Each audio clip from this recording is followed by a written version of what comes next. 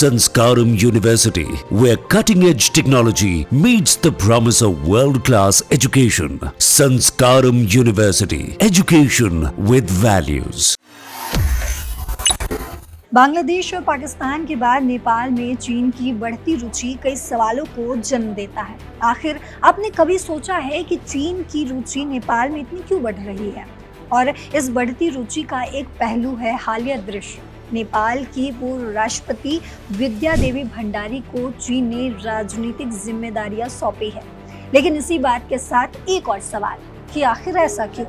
अगर इससे पहले भी हम देखें तो नेपाल के प्रधानमंत्री कई बार चीन दौरे पर जा चुके हैं। बात करें 2016 में हुए ओली के चीन दौरे की, तो भारत की तरफ से 2015 में लगाए गए नाकेबंदी के बावजूद भी नेपाल ने चीन के साथ ट्रेड एंड ट्रांजिट समझौता किया। इसके अलावा 2018, 2024, 25 दिसंबर में ओली ने बीजिंग का दौरा किया। इन सब दौरे और अब नेपाल में चीन का सीधे हस्तक्षेप का कई मतलब हो सकता है।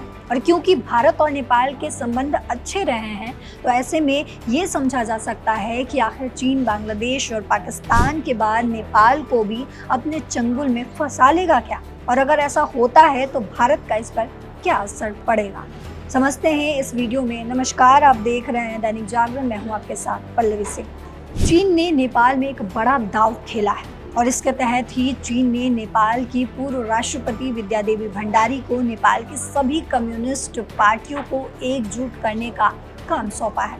इसका मकसद नेपाल में कम्युनिस्ट विचारधारा को और भी मजबूत करना, ताकि चीन का प्रभाव बढ़ सके और उसकी महत्वाकांक्षी परियोजना बेल्ट एंड रोड इनिशिएटिव यानी BRI को तेजी मिले। अब आप सोच रहे होंगे कि आखिर विद्या देवी भंडारी ही क्यों? तो इसके पीछे कई कारण हैं। दरअसल विद्या देवी भंडारी नेपाल के मौजूदा प्रधानमंत्री KP शर्मा ओली की पार्टी CPN से जुड़ी हुई हैं। राष्ट्रपति पद छोड़ने के बाद 2023 में वो फिर से सक्रिय राजनीति में वापसी की कोशिश कर रही हैं। इसके अलावा 2027 में नेपाल में आम चुनाव होने हैं और भंडारी की नज़र अगले प्रधानमंत्री पद पर है। उनकी हाल की बीजिंग यात्रा को इस सियासी महत्वाकांक्षा से भी जोड़ा जा रहा है। भंडारी को चीन ने इसीलिए चुना क्योंकि वो ओली की पार्टी से हैं और ओली की पार्टी में चीन का प्रभाव पहले से ही मजबूत माना जाता रहा है। और साथ ही ओली की उम्र और पार्टी के अंदर उनके खिलाफ बढ़ते विरोध के कारण भंडारी को नया चेहरा बनाया जा सकता है। चीन अपनी चाल खुलकर चल पा रहा है, इसका एक कारण नेपाल में कम्युनिस्ट पार्टियों के हालात को भी माना जाता है। दरअसल नेपाल में 3 प्रमुख कम्युनिस्ट पार्टियां हैं। CPN, इसका नेतृत्व KP शर्मा ओली करते हैं, जो अभी नेपाल के प्रधानमंत्री भी हैं।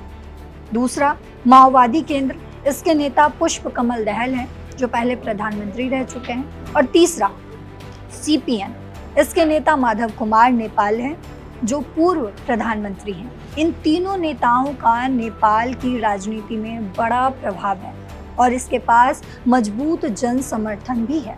कम्युनिस्ट पार्टियों को एकजुट करने के पीछे चीन के कई मकसद हैं, वो भी समझते हैं। दरअसल चीन आने वाले समय में भारत को अपना एक बड़ा कॉम्पिटिटर मानता है और चीन चाहता है कि नेपाल में भारत का प्रभाव कम हो जाए। आपको बता दें कि अभी नेपाल में CPN, UML और नेपाली कांग्रेस की गठबंधन की सरकार है और नेपाली कांग्रेस का झुकाव भारत की ओर है, जिसके कारण चीन की परियोजनाएं खासकर BRI नेपाल में धीमी गति से चल रही है। और अगर कम्युनिस्ट पार्टियां एकजुट हो जाएं तो चीन समर्थक सरकार बनने की संभावना बढ़ सकती है और BRI को तेजी भी मिलेगी। वहीं जो दूसरा कारण माना जा रहा है वो है राजशाही आंदोलन का डर। दरअसल नेपाल में राजशाही को फिर से लाने की मांग उठ रही है और अगर राजशाही आंदोलन मजबूत होता है तो दक्षिणपंथी पार्टियां जो भारत या पश्चिमी देशों के करीब हो सकती है,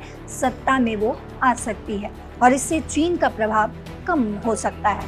कम्युनिस्ट पार्टियां को एकजुट करके चीन इस खतरे को कम करने की कोशिश कर रहा है। वहीं तीसरा बड़ा कारण है सत्ता पर कब्जा सुनिश्चित करना। अगर नेपाल की तीनों कम्युनिस्ट पार्टियां एक हो जाएं तो उनकी ताकत इतनी बढ़ जाएगी कि दूसरी पार्टियों के लिए सत्ता में आना मुश्किल हो जाएगा। इससे चीन को नेपाल में एक स्थिर चीन समर्थक सरकार मिलेगी जो उसके हितों को बढ़ावा देगी। इसका असर क्या होगा ये समझते। कम्युनिस्ट पार्टियों का एकजुट होना नेपाल की सियासत को पूरी तरीके से बदल सकता है। इससे गैर कम्युनिस्ट पार्टियां जैसे नेपाली कांग्रेस की ताकत भी कम हो सकती है। अब समझते हैं कि भारत चीन प्रतिद्वंद्विता क्या होगा। नेपाल में चीन का बढ़ता प्रभाव भारत के लिए चिंता का विषय है, क्योंकि नेपाल भारत का पड़ोसी और रणनीतिक रूप से महत्वपूर्ण देश है। इससे भारत चीन के बीच तनाव बढ़ सकता है। तो आपने समझा किस तरीके से चीन और नेपाल में कम्युनिस्ट पार्टियों को एकजुट करके अपनी सियासी और आर्थिक पकड़ मजबूत करना चाहता है चीन। विद्या देवी भंडारी को इस काम के लिए चुना गया है क्योंकि वो एक प्रभावशाली नेता हैं और उनकी महत्वाकांक्षा प्रधानमंत्री बनने की है जो चीन के हितों से मेल खाती है। अगर ये योजना सफल होती है तो नेपाल की राजनीति में बड़ा बदलाव आ सकता है और भारत चीन के बीच भू राजनीतिक तनाव और बढ़ सकता है। चीन की इस चाल पर आपकी क्या राय है कमेंट बॉक्स में जरूर बताते जाइएगा। फिलहाल मेरे साथ इतना ही। देश और दुनिया की बाकी खबरों के लिए देखते रहिए दैनिक जागरण। नमस्कार।